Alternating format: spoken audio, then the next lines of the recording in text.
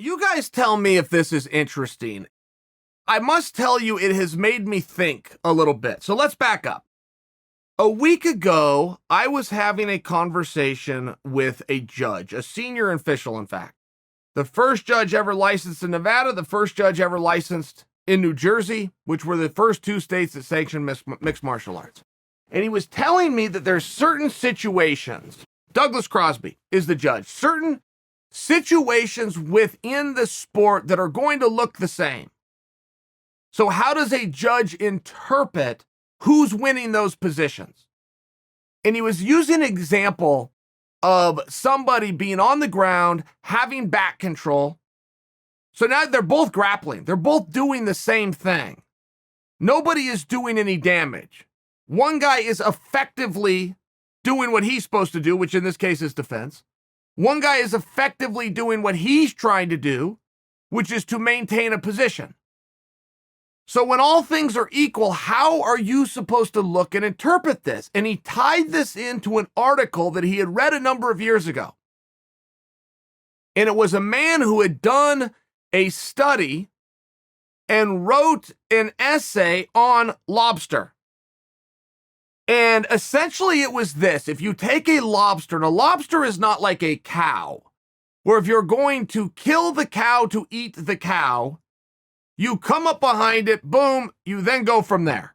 There's a butchering process, there's a cooking process. The lobster is much different because you will put the lobster into a boiling pot of water alive. And many people will wonder what's humane and what is not humane. Is boiling a living creature a humane thing to do? And many people will tell you, oh yeah, they can't feel it. They can't feel any pain. Well, the guy that did the study said, I'm not so sure about that.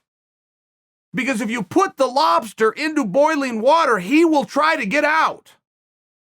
But if you put him in the exact same pot, and it's room temperature ocean water, he'll sit there and chill out, no problem. So he's demonstrating a preference. His preference is to not be in the hot water. And he was comparing this to judging, in that sometimes you will have a position where when you see one athlete trying to get out, that athlete is demonstrating a preference that he does not want to be there. And you must interpret those situations that look very equal. They look the same. Two guys are doing the same. Two guys are grappling with no advancements of position and no damage being done. And if they do this for 4 minutes of a 5-minute round, how are you to mark that round?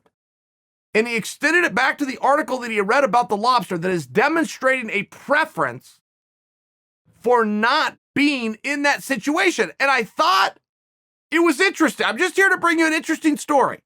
And the first time I heard it, I kind of blew it off. But this was about 4 days ago, and I must tell you, I thought about it each day since on some level.